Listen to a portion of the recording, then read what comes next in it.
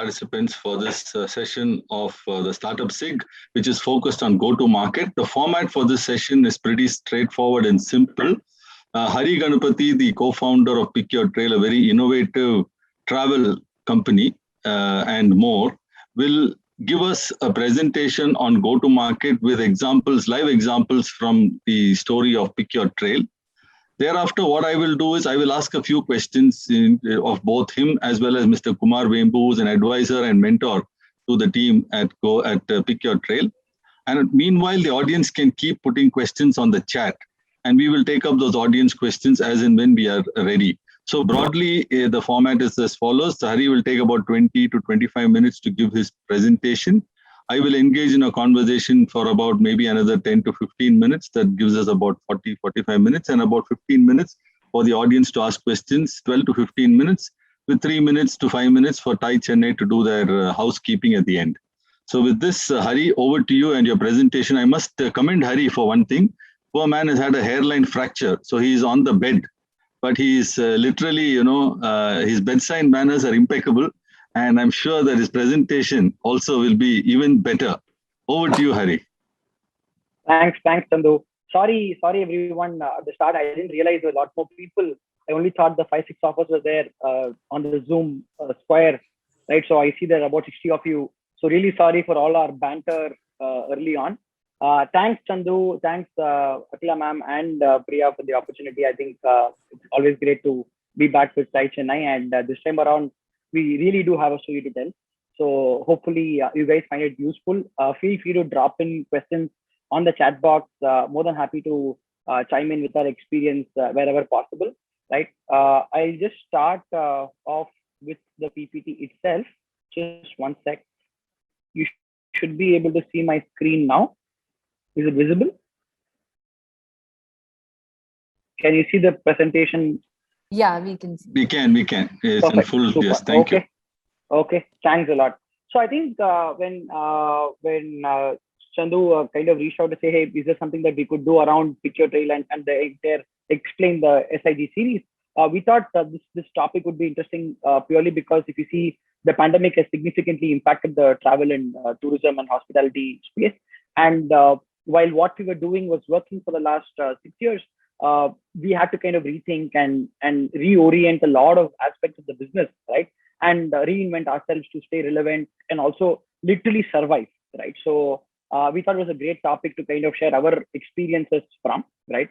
So I thought the quick agenda could be a very short prelude of what my background to give some context, and then a very quick background on Pick Your Trail for context, and then how we look at GTM in the organization, right? To set some context on, because a lot of these things are contextual, right? What works for one organization, depending on the size, maturity, and stage, may or may not be relevant. So I thought I'll set the context of how we define GTM, and then try and take you through some examples of what we actually did during the pandemic, right? That's the agenda I had.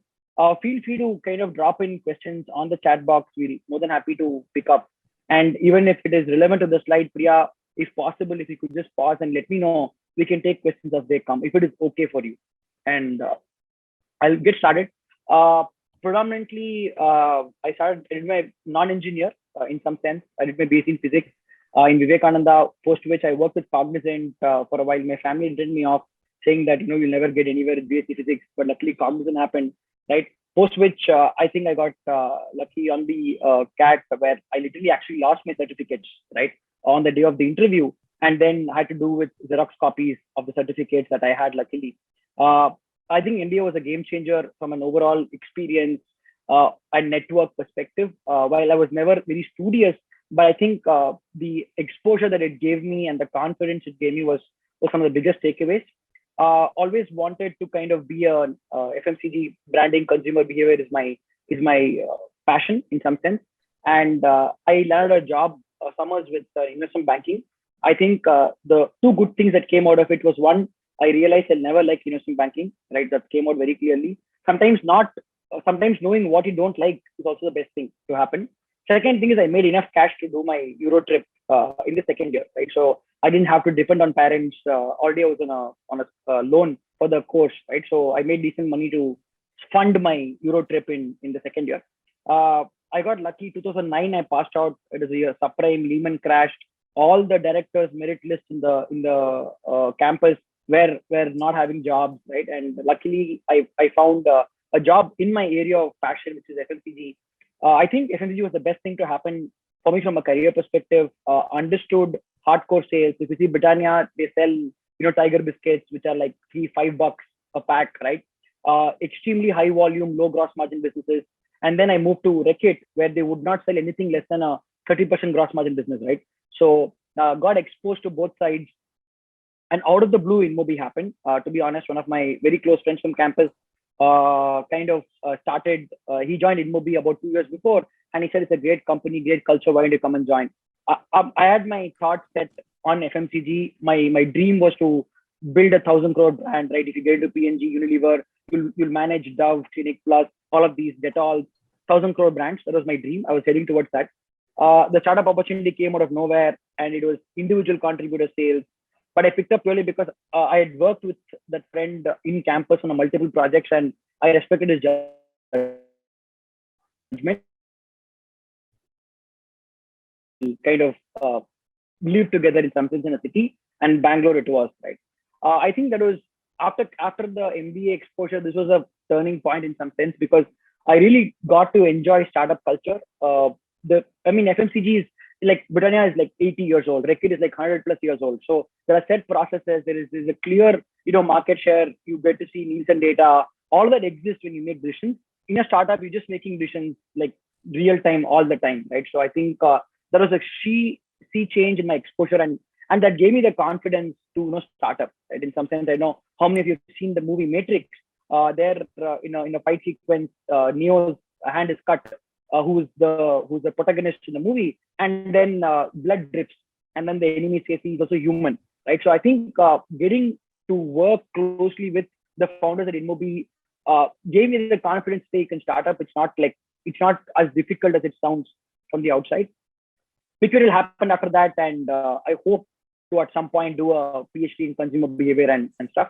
I love traveling, obviously, 35 plus countries, right? I like to read books around philosophy, and sports is a very, very huge thing. Even at Pictorial, when we hire, we look forward to people who pursue sports or some kind of art form for a really long period of time.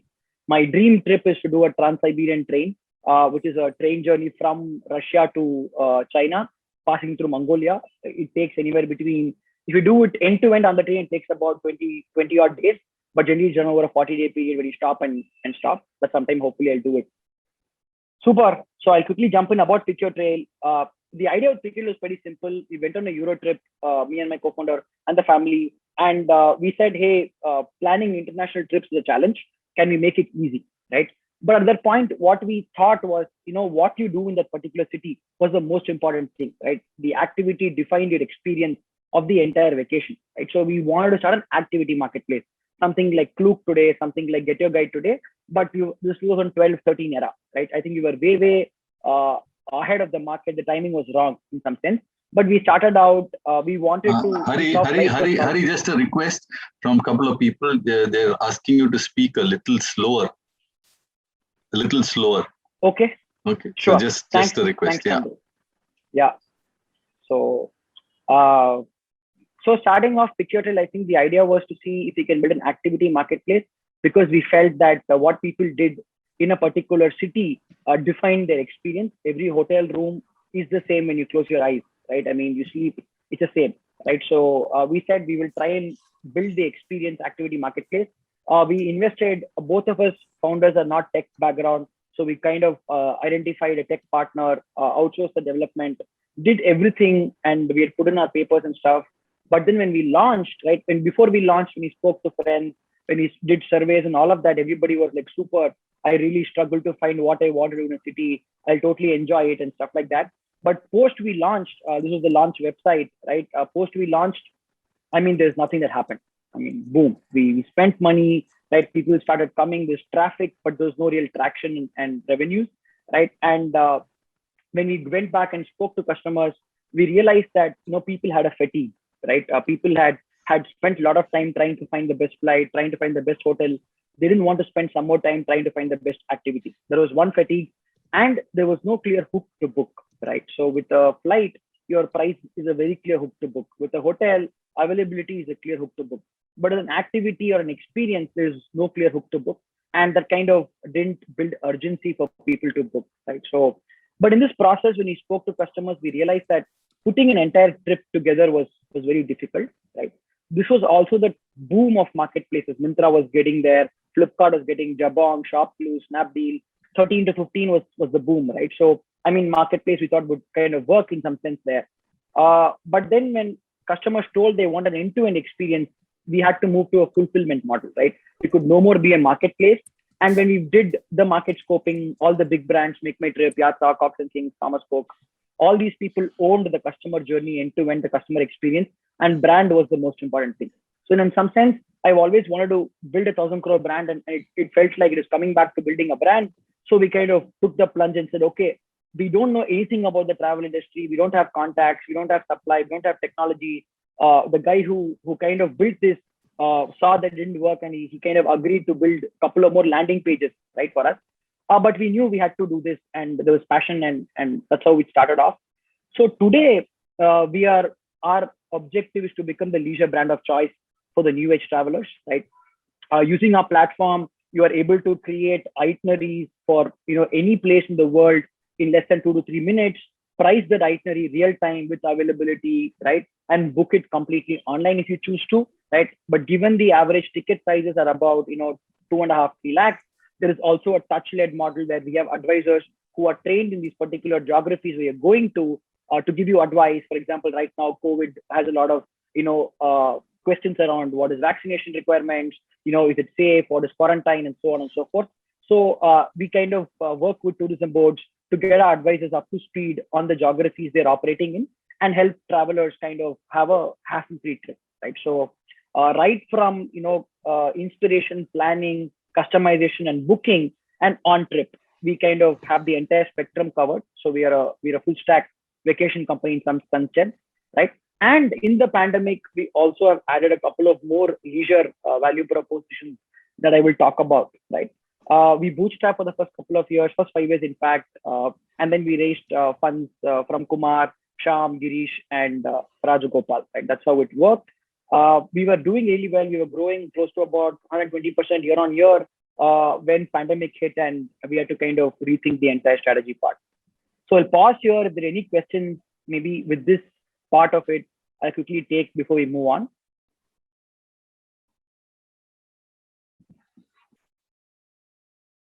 There's no questions yet. I think you'll get the questions when you elaborate your strategy a little more.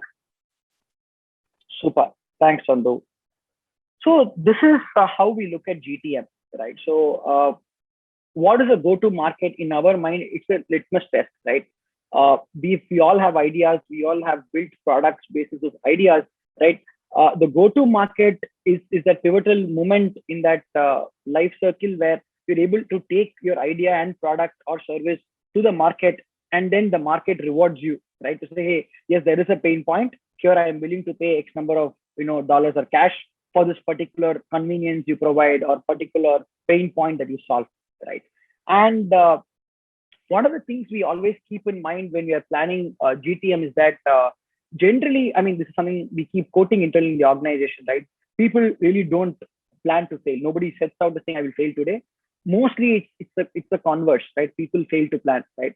And a GTM forces you to plan, right? I mean, an idea is great, seeing your idea translate into a product is awesome because you already have that idea in your mind, and it's very easy to build that into a product. But how do you take that product to your target customer? How do you take the product? How do you price that product or service, right? How do you find the right channels to take or acquire customers, right? So all of that is, the devil is there in the details of the GTM, right? A successful product has to really kind of is largely not just the idea, but the overall GTM itself is very important, right? So that's the way we look at GTM. It's a planning exercise to test if your product / service actually has takers and they would pay for it, right? And the way we bucket it is, hey, what are the key pain points, right? So there are like the why. What is the pain point you're trying to solve through your product or service, right? And then what is that you're trying what is the solution you're providing for that pain point, right? Who is that target audience, right? Is it going to be, if you're doing B2B, are you going after SMB, mid-market, or enterprise, right? If you're going after B2C, are we going after top 8 to 10 metros, or are we going after, the larger Bharat population, right? Having that clarity is very important, right? And the positioning aspect is, okay, hey, there are so many such options. Why you, right? You've identified the market, you've identified the pain point, you've identified the solution, right? But then the positioning will determine why you over somebody else, right? So these are Hari, broad just a aspects. question. Are your slides moving? Super. So I think this is what I was talking about. Thank you patiently for listening without having content on your slides. All of you, sorry, I should have checked. My bad.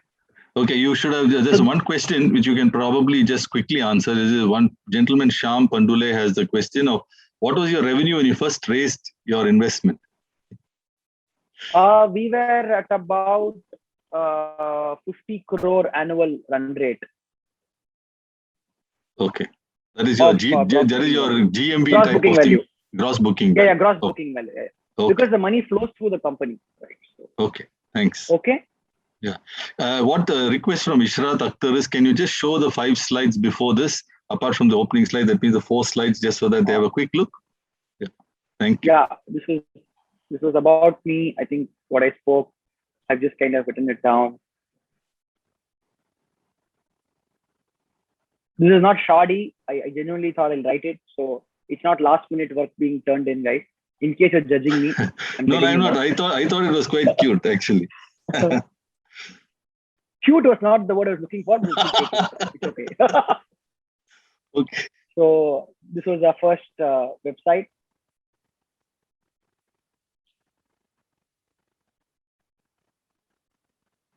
This is what we wanted to kind of do.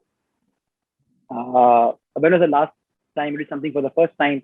Was our fundamental tagline, and people really enjoy doing things for the first time was our thought process there.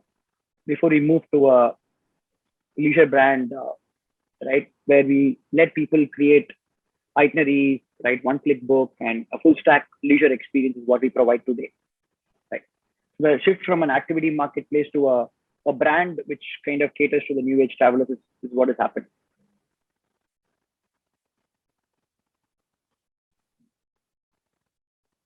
Okay. So just quickly summarizing, GTM broadly is understanding what market, what is the pain point, how is your solution different, positioning, and then who's the target audience are key aspects, right? Some of the common mistakes we ourselves have also made, I mean, everybody makes, right? So is that, at least from our experience, these are things I could think of and I wrote it down, right? Sometimes either we are pressed for time, there is competition doing something else, or generally you're not very patient as a person. You want to quickly try and do things before you invest more time and resource and money into something, right? Sometimes it is possible that you jump into execution mode before understanding the larger picture of the problem you're trying to solve. Again, this is not bad as long as you are wired to be iterative, right? If you're wired to be iterative, if you're somebody who's not going to be bogged down by failure, right? This works. Otherwise, having a slightly more solid plan and before jumping in could be into execution mode, because it's very difficult to be in execution mode and also on the planning mode at the same time, right? This happens almost every startup, right? I mean, you're wanting to do so many things, right? But resource is always constrained, be it money, people, or time, right? And sometimes the lines blur, right? We end up doing too many things at the same time, and because of which lack of enough people will also hamper your GTM. If you don't have clear milestones, say for example, hey, what should the revenue be, right? Or what is one key metric, right? Even if it is not revenue, hey, I will have so many people use my particular product, or my this particular retention should be so much, right? Having key metrics, not too many of them, and having those well defined and measuring them, right, is very critical. Without which you will not really know if it's working or not, and then you're kind of constantly double guessing and asking if it's the right thing to do, right? Sometimes we end up going after a really small market, right? Then there's nothing wrong going after a small market, but then if you expected a lot of returns, but then the market actually turned out to be really small, right? then it's always going to be a challenge. If I would take InMobi's example, for example, right? InMobi started off as a SMS. You could SMS a particular code and then ask them some questions. They were like an SMS directory, right? You SMS a number, they will give you a directory of places to eat, malls and whatnot, right? Sometime around 2010, 9, 10, that area is when they moved to mobile advertising, right? At that point, somewhere Naveen felt that, hey, mobiles will start going mainstream. It's a huge bet, right? But then it could have been a smaller market if only Blackberries were there, right? Because if all of you use Blackberry, very small screen, it didn't lend itself to touch. But peak 2009, like Blackberry was the iPhone in some sense, right? But somewhere they bet that touch phones will become mainstream, and suddenly that small market become a really huge market, right? So sometimes you bet that the market will grow, right, and it can or cannot grow, but sometimes the market is going after itself is small, right? So having that clarity is very important, because if you're going after only a small market, then you can only grow X, right?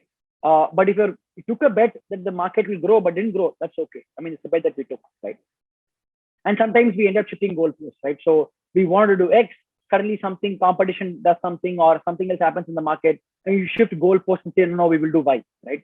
Then the GTM for X will not be applicable to Y, and then you'll end up being, putting your legs into different places and being stuck, right? So this is something that we kind of observe for ourselves, and we kind of ensure that we try and avoid some of these in our GTMs, right? So one other thing is people feel that, hey, GTM is a lot about product, right? You have a product, and then it's taking the product. In some sense, product can also be a physical product, not necessarily a digital product, right? Taking that to the market is a key thing, right? But GTM is not just about the product, right? You have to have a market fit also, right? Depending on which market you're selling to, your GTM differs, right? So that is where the product and the market fit exists, right? There's also a channel fit, right? For example, if you're selling into the wholesale market, right? If you're selling, let's say, into Walmart, the biscuits, it's very different from selling biscuits to the canteen, the Indian Armed Forces, right? It's very different from selling biscuits into, let's say, a slightly supermarket store in a particular locality, and then eventually retail, right? All these four, the end product is the same, you're selling biscuits, but then the GTM is very different depending on which channel you're going, the defense way or Walmart way or the retail way. The GTM again changes, right? And the model itself, right? Are you going after the inside sales model? Are you going after a telecalling model? What is that model? Are you going a channel model, right? I mean, a lot of automotives, right? They sell through channel partners, right, into foreign locations, right? Then does that model actually exist? Are you creating that model upfront, or does the model exist and then you're piggybacking on that model, right? So GTM is not just about this slide. I want to kind of communicate that GTM is not just about the product alone. If you end up thinking only around that, then the GTM is always not going to be extremely successful, because you also have to think, right? How do we take that market into that product, into that market, into that channel, right? If I have to give an example from Pick Your Trail, right? Maldives is a destination people travel to, right? Europe is a destination people travel to, right? But the way you sell Maldives, you deliver Maldives, the way you price Maldives, right? The channels you use to sell Maldives, right, is very different from Europe, right? Europe is, there are so many, for example, Maldives is visa on arrival. So you can think today and leave tomorrow to Maldives, right? But Europe is not like that. You have a Schengen visa, right? So you have to take at least 14, 15 days, right? So Maldives, the time to convert an inquiry is much faster, not necessarily in Europe, right? So your GTM for Maldives is significantly different than your GTM for Europe, right? Your average margin that you make on a Maldives trail can be much lesser, because you can do more volumes. People will book faster, but that may not be the case for Europe, right? So having clarity around, hey, it's just not product, but a lot of other factors like channel, model, and market is very important when you're planning your GTM. That's what I want to try and leave with this slide. There's one more slide on how we approach GTM, then I will get you examples, right? So this is a very simplistic way of how we look at GTM, right? It can only be two things, right? It can either be marketing led or it can be sales led, right? Or some products are sales heavy and marketing is supporting, and some products are marketing heavy, sales or distribution is supporting. right? And the way I would look at it is, uh, if the price is less, if there are a lot of customers, if the selling is very simple, right? If it is not very complex from a buying behavior, you can just sell it out of the box, right? If the customer is going to do a lot of transactions in one time, and if it's very low touch, then generally it's marketing heavy, right? I'll give you an example, right? Biscuits. It's a great example of a marketing. It's a pull driven GTM, right? I mean, you have to do ads, right? It's a very, very low price product. A lot of people have biscuits, right? There's nothing to sell. You're just buying it. It's out of the box, literally out of the box. You just put it on the product and eat it, right? People eat biscuits a lot of time in a month, in a day. So a lot of transactions happen in a month, right? And it's extremely low touch. Those are great examples where marketing has to lead. It's impossible for you to do a sales heavy model on these, right? FMCG creates distribution, but everything is push from a pull perspective, right? They have to get brand ambassadors. They will do advertisements. They will do paper. They will do radio. They have to create top of mind recall. So when you go stand in that counter, you will ask for a particular brand of product, right? On the other side, completely, I've given contrasting examples. I'm sure there are things that lay in the middle also. But when the price is very heavy, when it's not a very, very vast market, right? When selling is consultative, when the solution is not out of the box, right? And when there are not many transactions and it's a high touch model, then it's predominantly sales led, right? Obviously, what we do at Picture Trail more falls on the right side, right? Average ticket value is about 2.5 lakhs, right? The entire outbound India market size is about 20 million people only, compared in a population of 1 billion plus, right? Selling is consultative. People have queries. People have apprehensions. Can I trust you with your money? You have to build trust, right? And it's not out of the box, right? I mean, what you will do in Maldives is very different from what somebody else will do in Maldives. So it's not a one size fits all kind of a product that they can sell out of the box. And you take once or twice in a year vacation. It's not a repeatable purchase behavior, and it's extremely high touch, right? So this is very important when you're looking at GTM, right? That will help you define, okay, what is a GTM? So then if it is marketing heavy, you have to buffer for marketing dollars, right? In your overall P&L, right? For the particular product launch. So I'll quickly jump on to examples from Picture Trail itself, right? So when the pandemic hit us, right, everybody knew, okay, it's going to take a really long time. I mean, we thought it's going to be 12 months, it's more than 15, 16 months. And we all knew once the first thing people want to do after being holed up is to take trips in the safety of their cars, right? I mean, it's the most obvious thing they would do. And we said, we will do staycation. Till then, we were only outbound driven. We'll only do international trips. We would not do domestic trips.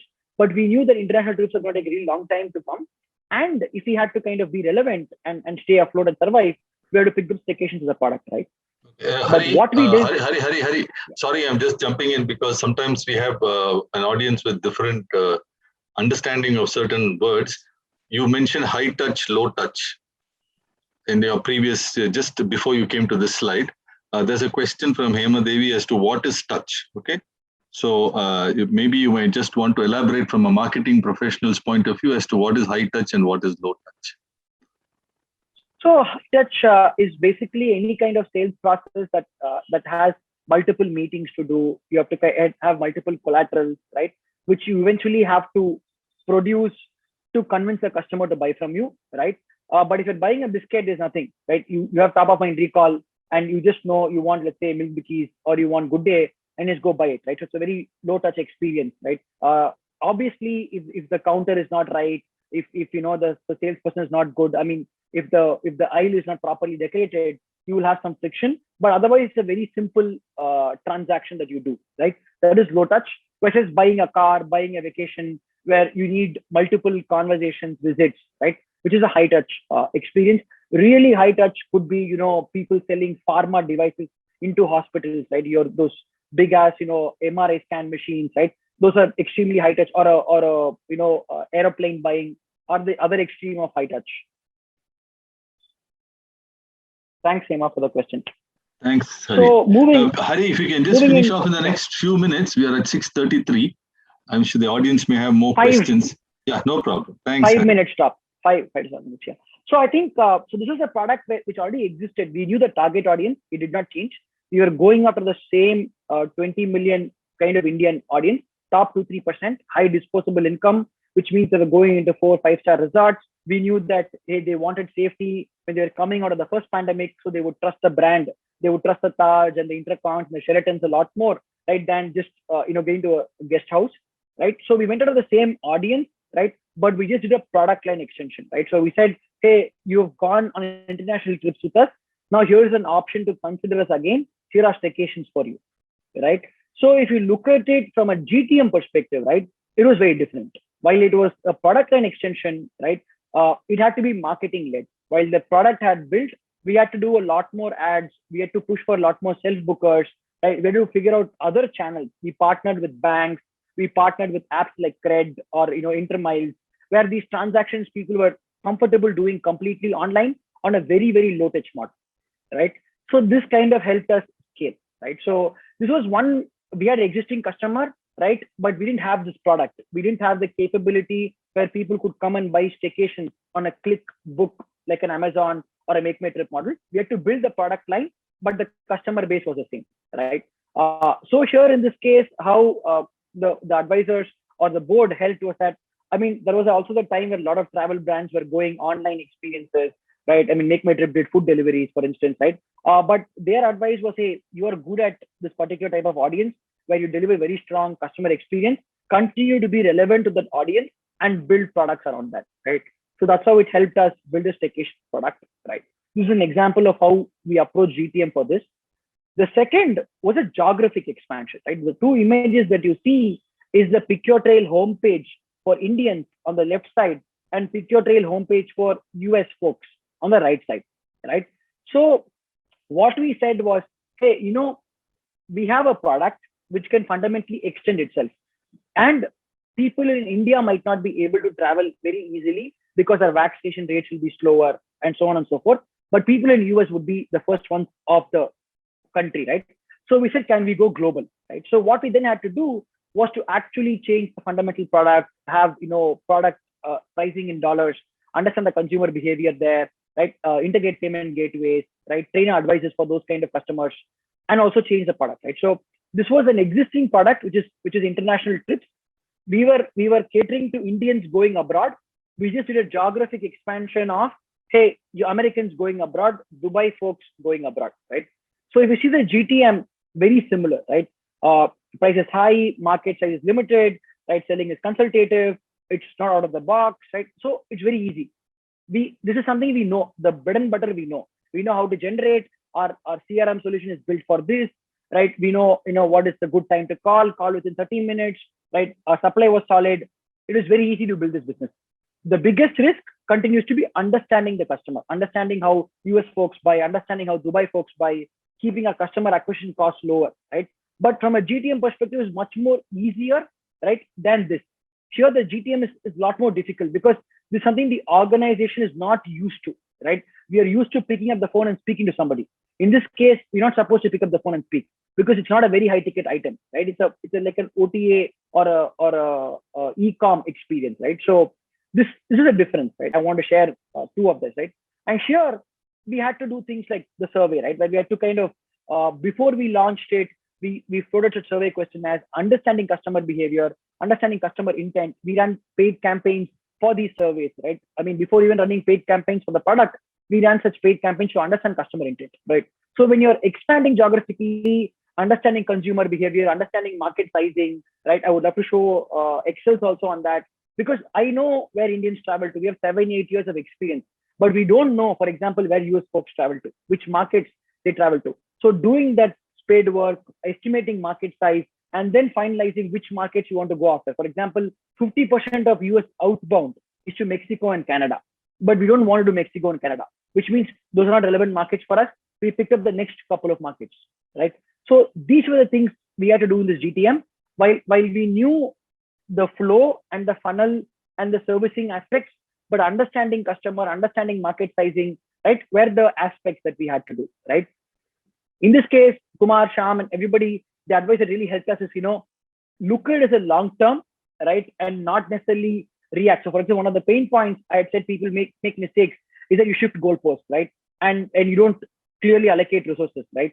So they kind of ensured that they kept telling us or holding the mirror to us. It's not like we nailed it beautifully, right? But holding that mirror makes us a lot more cognizant of us wanting to have, even today, I don't think we have very well demarcated teams, but at least this constant reflection that, hey, we need to give it the mind space, we need to give it the resources to help scale this, right? That's a second way. The third is an ancillary business, right? So here, if you see, it's a mix of the previous two GTMs, right? I mean, it's a part of the building in stealth right now. It's taken us a good 15 months to build, right? But this is an ancillary. A great example of an ancillary business working is AWS, right? Amazon always had to have servers to power their e-com. And then they at some point figured out, hey, we're anyway bringing up and launching up servers, which is helping us in our business. Why not open it up for the entire public, right? And today it's the most profitable business for them, right? So a great opportunities lie in the adjacencies of your business, and this is something we picked up. We are using our existing products to create a new product from scratch, right? But here we had to understand, we made primary calls, we had surveys, 400 plus users, understanding competition landscape, market sizing. It's a big, very big process, right? It's taken us 15 odd months, but the GTM looks very different if you see here, right? Here, the price is less, lot more customers than our outbound business. The selling will continue to be consultative. It's out of the box solution that we want to push, right? There are a lot more transactions coming in, and it's a high touch business, right? So if I could summarize, right? So the first three columns were what we were, right? Pre-pandemic. This was the known GTM that first two columns, sorry, was the known GTM we had kind of mastered over the 5-6 years. And because of COVID, we have had to reinvent ourselves across these three businesses where the GTMs are very, very different, right? And that has also helped us define, how we are approaching. Is it sales led or is it marketing led? I think that's pretty much what I want to share. I will open up to questions, and hopefully I was within the time limit. Good. Thanks very much, Hari. I think you've been giving us given a marketing masterclass in GTM and given us multiple approaches. I think it's not as simple as people make it out to be. Let me first start, because we've had Mr. Kumar Vembu being silent right through, and there's a question about investment. So let me start with that. Kumar, when you decided to invest, you already had biggies and my majors already present in the travel space, and well-funded startups as well. In the online booking travel agency space, you had them in hospitality, you had them in all kinds of things. And here was a upstart startup from Chennai of all places, trying to create some niche about activities, etc. And then thereafter moving into becoming the go-to place for planned itinerary or vacations. What made you as an investor say that, look, there is something in this idea and something in this team, and I can see that there's an opportunity? What made you sense that? Yeah, Hari, can you take out the slide so we can see more faces? Yeah, correct. Sure, Very sure. good. Okay. Yeah, there you are. Yeah, thank you, Chandu, for the question. See, there are 2-3 things. So the first thing is when Hari came and met me, what they were giving me was an experience, and what they were doing is give an experience. It's an experiential vacation.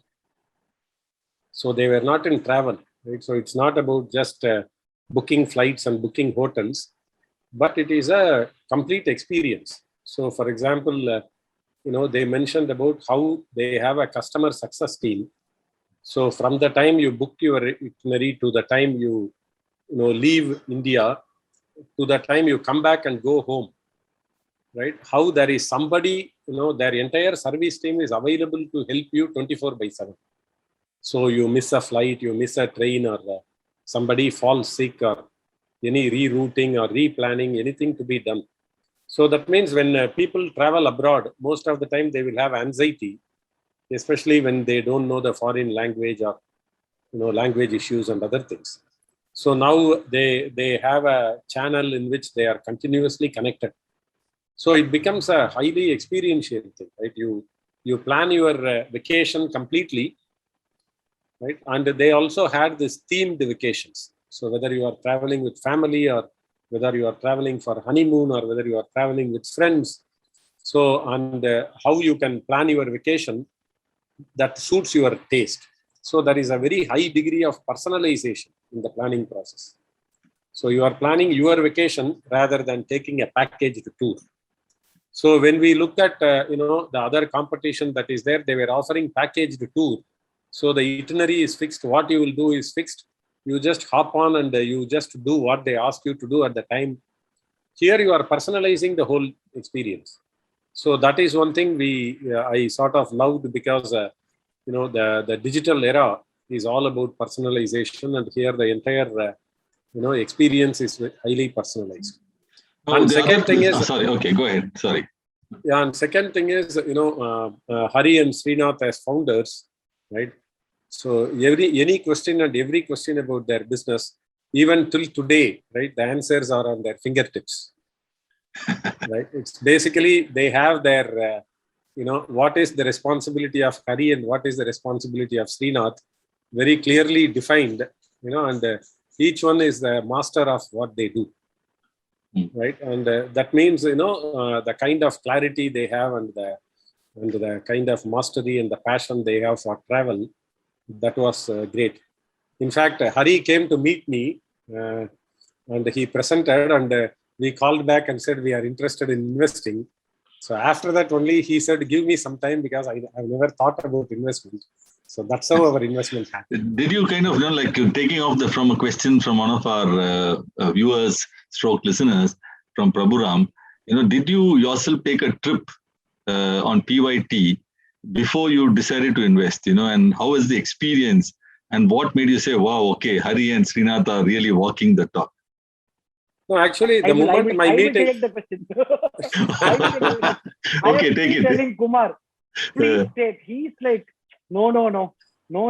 He will not do it. I've been pushing Kumar. I think even his family went to Australia, but Kumar has not traveled at all as yet. So I think he takes his company's name is Go Frugal. I think he takes that too seriously at times. Too seriously. Totally agree. Okay. Now, the second question I want to ask you, Kumar, is look. But I want to answer Prabhuram's question. Yeah. Okay. Please go ahead. Because the moment Hari's meeting with me was fixed, I explored their website. Right. So I really loved the journey as a consumer, how I would go about planning my itinerary. And then I asked both my daughters to sort of plan their dream vacation. And then, each one separately came up with a dream vacation. And they actually felt they could do everything they wanted to do on the platform.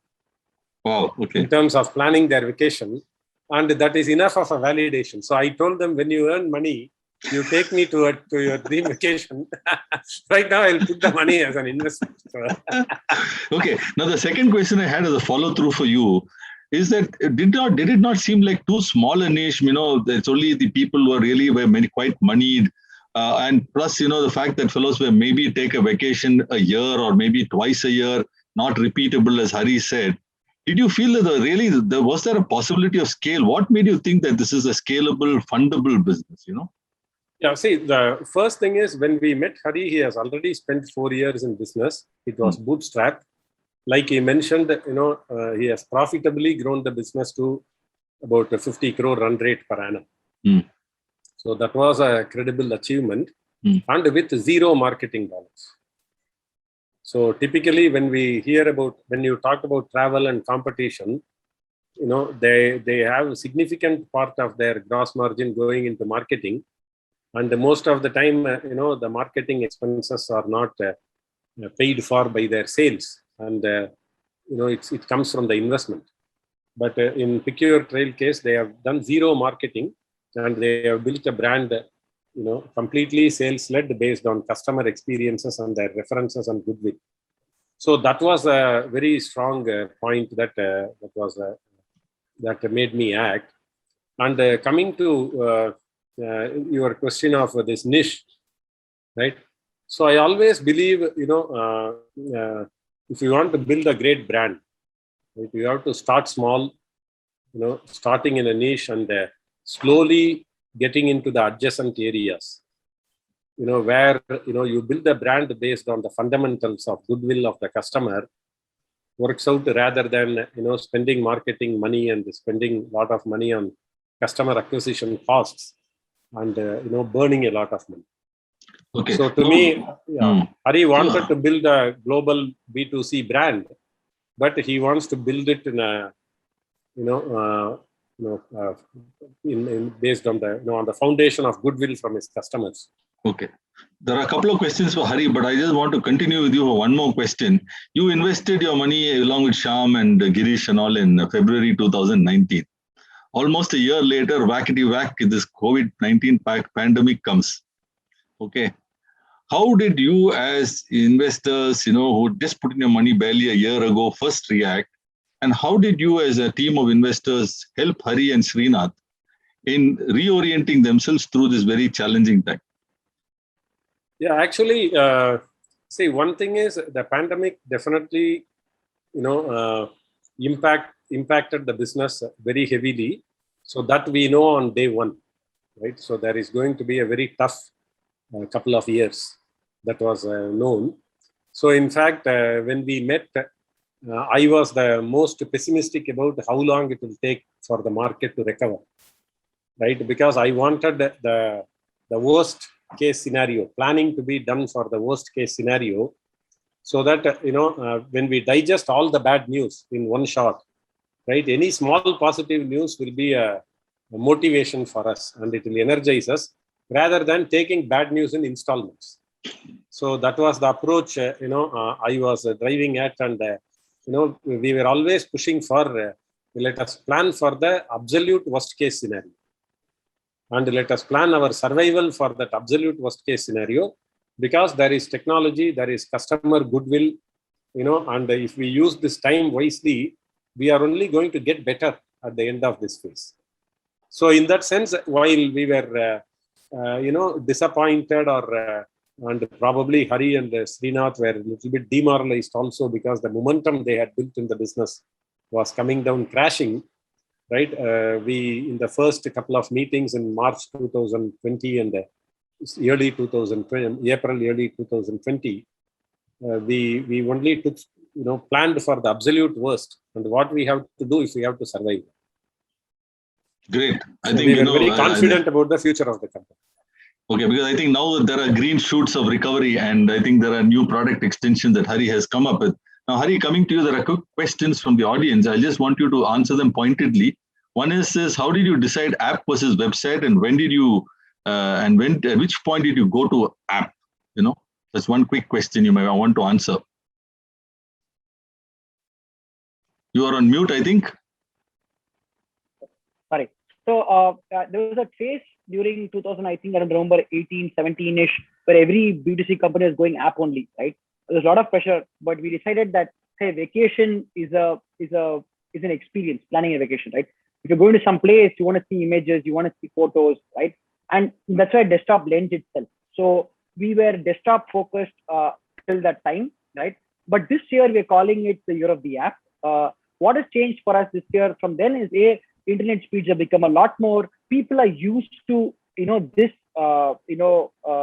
landscape or portrait, I don't know what it's called, this mode of video viewing, right? And videos have become mainstream, right? So a lot more time is being spent on the mobile, right? And owning the customer is a lot easier when you have an app. Today, Google, if you search for anything, right, the first 5 results are ads. Even if they're best organic SEO, you're coming in the second fold, right? But having an app actually lets you interact with the customers a lot more frequent. So these 2 reasons is why we kind of took a call that this year is going to be the year of the app, and we're investing a lot more in the app. And you think your conversions are going to be better through an app than through a website, and the kind of noise or whatever is much lower, therefore? I think, yes, people are a lot more comfortable on the app right now. And once you have the app, you're able to do a lot more interesting things, right? I mean, you can heavily personalize on the app, right? I mean, knowing when you check, I can at an individual level, tweak offerings to the customers. Okay, there are one more couple of more questions. One is from Shyam Pandule, who says, my team is very small and I don't have a budget to hire a selling team. Will inbound marketing help me to cover a large geography? I'm in the B2B business. And how can I implement, what is your opinion regarding a sales model in this scenario? Basically, he's asking for free consulting. Very quick, pointed answer to him. Inbound marketing. So, Shyam, if I read your question right, you're in the B2B business and you want to cover a large geography. You mean inbound marketing is an inside sales team, I'm assuming, right? So I think yeah, inbound inside sales team should work if you have a B2B business, you're able to generate leads and either through your own network or events. Inside sales always works. I mean, we have customers from 14 countries. We're doing Dubai right now. We're doing US right now. We don't have a presence right there, right? Our Facebook reviews, or Google reviews, or Trustpilot reviews are a proxy. And because it travels a very experiential product, once somebody has a good experience, they refer others, which helps us build. Okay, I think actually, if you're Shyam, if you're in the SaaS B2B business, a good person to really answer your question is Mr. Kumar Vembu, who runs GoFrugal. And of course, there is SaaS Boomi, which is a good platform. They actually, SaaS Boomi and earlier iSpirit have created playbooks on how exactly to do this lead generation and inside sales teams and all that. Okay. Now, the other question I had from I'm actually able to see the question. Should we just take it up quickly instead of paraphrasing? Is it okay for you? No problem. With you, there are two things. One is a chat and one is a Q&A. Go ahead. Yeah. I think I've seen both. So we will share the PPT, Shyam. I shared with Priya and Priya can share it across, no problem. How do we hire for UX? We got super lucky, Satya. Every time we get lucky, but we're actually looking to hire UX folks now. So any of you know, we want to work with a great UX team like Satya saying, please do join us. Like we shamelessly say this also, Satya. That's how we hire. So this has been lucky that way. Getting into the chat box questions, is the USP success team or the customer support team? It's the same thing, Naga. Customer support, customer success, very interchangeable words. I think the end-to-end focus on customer experience is what our USP, I would believe. We strongly believe that it's somebody's hard-earned money looking for an experience, and we should do a fab job of making the dream come true, right? AI ML, Rupali is asked, at what point did one use ML, right? So we use ML at multiple points, Rupali. One is, like I've shown, we have about 1 million itineraries created, right? One, creating the itinerary itself is real time, it's not a package, right? So based on your interest, we create the itinerary. The city ordering has to be based on routing. So at that point, we use ML from our past itineraries, what has been most converting, to build an itinerary that is high converting, right? That is one point. Second point where we use some bit of machine learning is our sales lead intel models, right? Users interact on the product, right? I mean, if you're going to Switzerland, generally we have seen people book about, let's say, 75 days before they book, which means they show interest about 90 days before, right? So these kind of aspects is just one variable. There's so many such variables that goes into our internal lead scoring, which then helps us, allocate the best leads people spend time on. That's another point where we use some bit of modeling and using data from machine to make the overall model better, right? Yes, it takes long time to build data sets, but if you're generating about, roughly 3,000, 4,000 odd leads, right? In a month, I can go up to 10,000 odd in a pre-pandemic world. It's good enough data points. Over a quarter, you'll have 30, 40,000 leads that you can work with from a lead intel perspective. And about 300, 4,000 users on a website is good enough for you to start modeling some of those user interactions also. Right? What digitization is missing in the hotel industry in your view? Why are you still taking? No, we don't take inventory from OTA. We take inventory either direct or through B2B aggregators. I'm sorry if it came across that way. I mean, in hotel is right? I mean, some of the ideas we keep debating is that will people buy secret hotels, right? I tell you it's a 4-star property, but I don't tell you which property you buy. And then I look at what is the last minute availability. There's a website called lastminute.com in the US about 15 years before, right? But that is still not coming in India, for example. And that's a great opportunity, right? I mean, I've always wanted to see if you can send a celebrity to a hotel and then they do an Instagram e-com experience, like a pop shop, right? That's something that they can try on the hotel side. So I think a lot more will start opening up, is my sense. But how much of it will scale is something is anybody's guess, right? Narayan is asking who's competition. I think spreading ourselves within it's a very good question, Narayan. I mean, we keep debating internally also. But I think today we're very clear that we are going across the larger spectrum. We want to be relevant across all use cases of your own leisure travel, right? You're taking a trip to, let's say, ECR, I want to be relevant. You're taking a trip to, let's say, Northeast, I want to be relevant. you're taking a trip to Singapore, to Europe, to New Zealand. You want to be relevant across all your leisure use cases, so that the brand that's built is relevant across more use cases, right? If that means we have to start doing alternate homestays at some point, maybe we might. But today we feel that what is working, and we're able to see better repeat, better referral across these use cases. What are trying to do different plus existing? Very good question, Prabhuram. I think at the positioning part, we keep one thing very clear: we are going after the new millennial travelers, right? That's why we're different from Thomas Cook, from Make My Trip. We're doing technology first, but again, Make My Trip is doing phenomenally well on the tech side. So I mean, they're proving their adaptability after 20 odd years is insane. But we're hoping that, for example, we're very strong in influencer marketing, right? We've managed to get like from Bollywood, from Kollywood, from Tollywood, to content creators. We are focusing a lot on influencer marketing, which is a new way of GTM. So one differentiation is our nimbleness, our openness to, for example, you all should check out our picturetrail.com/deals platform, where we've integrated a chatbot. People use chatbots for this service, but in this case, the chatbot again is some bit of machine learning and language processing learning, wherein we're able to give you actual deals real time. We're launching a WhatsApp bot also for that real time. We'll share it with you. So the tech aspect, I think, is likely something we want to be at the cutting edge, could be differentiating us. I'm on Twitter, Hari PYT. Very simple, HARIPYT. That's the easiest way to reach me. Can you list top 5 reasons for your business success? Very difficult. I don't think we have succeeded, to be very honest. We've survived, right? I mean, in about a couple of years, hopefully we'll get there. But I think everything, I think broadly 3 stakeholders, right? There's customers, there is internal stakeholders, and there are investors. We've been lucky with all the 3, right? So I think that's the reason why we've managed to work with. We've got great customers who repeat, who build the brand, who go talk about it, referral. We have a great culture, internal team. I mean, surviving 8 months without a pay cut is not easy. People can manage to stick with us. They believe in their vision and they gave in their all in. That's a great thing. As investors, I mean, we've had the best. I think I'll take a small 2-minute, Chandu.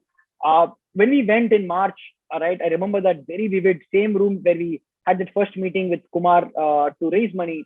Same room, we're saying everything is crashing down, we need a bridge, right? They look straight in our eye and they say, we don't want to be bad parents, go figure out, right? It is the best advice we've had. I mean, it could have been easy to raise bridge and then continue to, do what you want to do. But then us having to go through that difficult conversation, actually changing paces for people to realize how much the take home is going to come down and why it may be best for them to look at other opportunities. That phase kind of solidified the entire organization, and they actually invested later on. It's not that they didn't kind of invest, but at that point, for us to have that experience, I think it's by far the best thing that happened in the pandemic for us, where they were not bad parents. They let us go through that phase where it was not easy. Building team is very different. Building great culture is different. But, having to have tough conversations, coming to terms internally that things crashing down, how do you handle morale, motivation? I think they were the best thing that happened at the point in time. So that also helped. I think there's a question on how do you handle talking to service providers, experience providers, hotels in different languages in different countries? So I think we were lucky in some sense. We work with the large consolidators in some sense. So it broadly helps most of them understand English.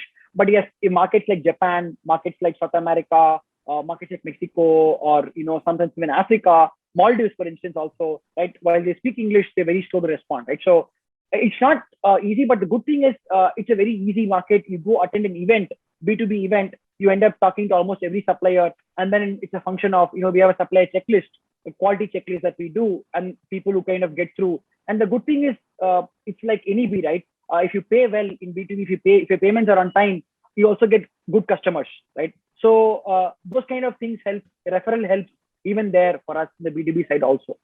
Great. Now, Kumar, I'm just coming to you. Now, one of the things I wanted to ask you is, how can investors and be of positive value to especially first-time entrepreneurs like Hari and Srinath in crafting their business strategy? What is your take? Because as a more experienced entrepreneur and at this thing, how did you kind of be or wear a value to such entrepreneurs, first-time entrepreneurs? Yeah. See, the first thing is we don't try to manage them, in the sense that so there is a lot of freedom. Entrepreneurs have earned their freedom; they deserve their freedom, right? So in that sense, so whenever Hari says, "Let's have a conversation," or "We need help," that is when we talk, right? Otherwise, entrepreneurs should get the time and space to even make some mistakes, right? So I would say that is the first thing. That means, in fact, if some first-time entrepreneur expects to be treated like a manager, right, where the investor will keep asking for plans and progress and things like that, then it won't work out. So to me, the only advice I'll give entrepreneurs is, look for some mentorship or some soundboard as an investor, rather than people who focus too much on, getting a monthly MIS and who will go through every line item of the expense and, and ask questions and things like that. And the second thing is, we also believe, in not being a negative influence, in the sense that, by and large, how can we be positive in supporting the entrepreneur in the initiatives they want to do, right? And at least ask questions to seek clarity, rather than being judgmental in saying what won't work. So that is what I would say they should look for. Did you have any formal mechanisms, for having regular meetings and strategy meetings or some such thing? Did you have something like that, or is it more like Hari picks up the phone and says, Kumar, I've got this problem and I want to chat with you? How was it working for you? No, see, how it works in Pick Your Trail and how it works in all the other companies are very different. So I would say it is basically a function of what the founding team is, what they want. So in Hari's case, pre-pandemic, we were probably meeting whenever Hari calls us to meet. And post-pandemic, he wanted a monthly meeting, right? So he just wants to share the progress that are being made and any help or anything else he wants and things like that. And, between the monthly meetings, if there are anything urgent or anything where he wants to, share his ideas or take, some feedback from us, he will call. Basically, during the pandemic, there is a difference in behavior, mainly because, everybody needed some moral support and some psychological support. Right? I would say these monthly meetings are more for the psychological support rather than anything of too much value to them in terms of execution, because I would say they had a lot of clarity on what to do. Okay, Hari, from your point of view, where exactly do you think, investors and especially with experienced entrepreneurs like Hari or Kumar and Girish and Shyam, how is it that you and Srinath used their background, experience, expertise to your benefit? So I think, like Kumar mentioned, right, we were very different, where we would kind of just connect occasionally and understand and appraise them. For example, a key technology hire, right, culture fit, Kumar would kind of pick up the call and give us inputs on the culture fit, right? So we were very, Girish would kind of give intros to some other startups looking at some options and stuff like that, right? So I think post-pandemic, what happened was this entire access brought us closer together, right? Having to do multiple projections, right? I mean, it's at some point it just gets, worse and worse. And like Kumar said, right? One of the biggest things is like, it'll be a happy problem. We say it's a happy problem to have. It's planned for the worst, right? So that exercise got the entire team a lot more closer together, right? And somewhere I feel as entrepreneurs, we did not get enough done pre-pandemic from the experience that we could have leveraged, right? So now, for example, conversations around how do we, optimize cost, right? Or how do we kind of look at strategic, right? There we are able to reach out a lot more and they have inputs. The good thing is that we are lucky to have all our investors are also operators themselves.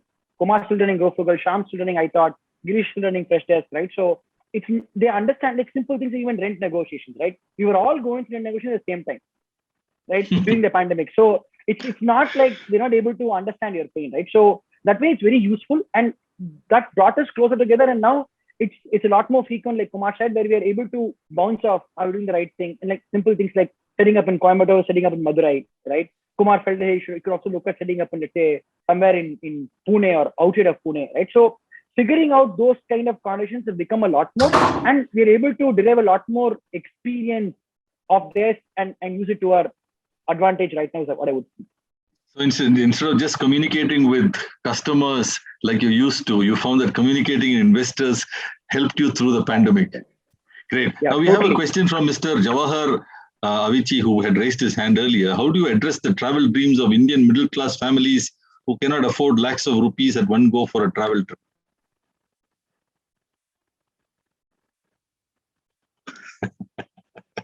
You can pick your question. No, I can pick your question, Illa. So I think it's a very valid question, Jawahar. I think it is there, but we want to kind of work within the target group, right? So we said, hey, we will work within this particular audience group, and we believe two things very strongly, Jawahar, right? Indians will soon have more money than time, right? Number one, right? And India is a do-it-for-me market, right? We're used to maids, we're used to drivers, we're used to helps all around, right? And when you combine this with we'll have more money than time, over time, Indians' propensity and willingness to pay, so you can use a marketing jargon, will increase over time, right? So I think there are a lot of opportunities in India. I mean, the second most populous country. You can, if you commit 10 years over the next 10 years, you can build multiple crore brands there. We decided to go after this particular audience segment because we believe this will be the fastest growing audience segment. Thank you. It's very short. And Hari, one question was how you keep your employees motivated and tackle attrition during the pandemic. So one point I think Kumar said is right. I was one point in the entire pandemic where it was not controllable at all, right? I mean, everybody had their valid reasons, right? You have to think about it. March is when appraisal cycle kicks in, right? So people had spent one full year, and April was going to be appraisal, and boom, pandemic, and we're looking at a lot of bump, but a decrease in your previous year salary, right? So, and people had real problems, right? And these are great people. One thing we've tried doing is we outplaced people. We heavily invested, reached out to, I mean, the joke is that with Girish is that, you know, if you want to acquire us completely, don't keep acquiring us in parts, right? So, I mean, there are about 30, 40 odd people from Picyotrade in Freshworks right now. Obviously, we kind of reached out to companies, help people outplace, right? That really helped. We didn't burn bridges with people, right? So that kind of gave confidence to the existing people. One thing we made very sure was that we didn't want to take the call of, you know, who will stay and not stay, right? That's something that we've at some point even felt, right? Was it the right decision? But after 15 months, I can say that is the best decision, right? Because we let people make the choices of they want to stay with Picyotrade with this pay cut. We could have downsized significantly, reduced the quantum of pay cut, and said this is the hand-picked version of best people we have, right? But giving people that conviction to say you want to stay with us, that really helped, because then they just gave in their 150%, right? The people who were there were bought in, right? And there was attrition even then. Then we were very, very, I think we like to believe we were very fair. We heard them out, and there was merit. There was no hard feelings there. And I think we still continue to stay in touch. So I think that has helped. From a motivation perspective, I think being transparent, right? Telling them, boss, runway is only till here, right? I mean, you have to look at it. That really helps. And letting over communicating what the company is doing. Whatever GTM, we got into weekly huddles with the team. What we used to do, quarterly reflections, became weekly catch-ups in Zoom, in remote, letting them know, being vulnerable, saying, yes, second wave can come, third wave can come, but this is what we are believing, and we can think that we can come out. Okay. Kumar, one question, I think, from a prospective investee, I think, is, are you still investing in startups during the pandemic? Yeah, we continue to look at companies, and we are not doing large number of transactions or large amounts, but if we find something very interesting, we definitely look at it. Right. In fact, for your information, Chennai Angels and a couple of other networks actually did more deals during the pandemic than before, very strangely. Okay, Hari, you got a couple of questions. You may want to quickly answer them on the chat. Yeah, heritage towards potential. Yeah, I think surely possible. I mean, we can look at it. It's a function of a lot of this is not online also, right? So getting temple reservations and stuff like that. But yes, as and when things scale, we will surely look at that also. Prabhu, launching an app is start your prospects, mobile app forcing to things, currently app, train, flight. Super, Prabhu. I think, yeah, that's something which came out of our internal conversations and also study with customers. Clearly, one of the key aspects people are looking for is customizing and vacation on the app that seems to be missing today on what is available. But also, if you have to be relevant across all your use cases, Prabhu, at some point, I have to look at flights, I have to look at, trains, activities, right? At some point, if not trains, at least flights, activities, hotels, we have to look at, there's something planned in the immediate, like 20 days, where we're launching some parts of it, but you're bang on with your question. It has to be done. The other channels and of sales and marketing not dictated by Google and Insta algorithms. Best is to own your customer NEMA, great experience, word of mouth. That is the best possible. We've investing a lot on referral, repeat, right? Incentivizing customers to come back to us. So I think that's going to be there. But at the same time, if you want to grow really fast, right? If you're able to get your funnel right, if you're able to get your cost of acquisition right, paid is a very, very good medium to grow really fast. If you're able to acquire customers fast and then do a good job of their experience, then you're actually having a great flywheel in motion. Great. I think we've got a lot of questions. Hari and Kumar, thank you very much for your active participation in this event on the go-to-market. I think we have kept it by and large pointed. The inevitable questions on funding, investor relationships, and etc. will always keep coming irrespective of the topic.